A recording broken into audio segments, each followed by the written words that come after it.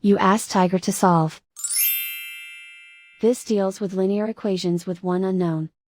The final result is z equals -10. Let's solve it step by step. Simplify the expression.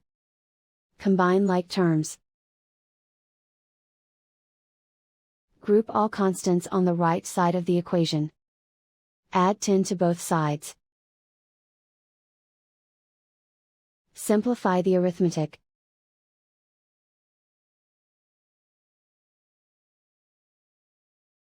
Convert the z into a positive number.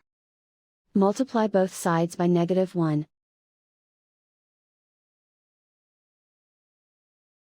Remove the ones. Simplify the arithmetic. And so the final result is z equals -10.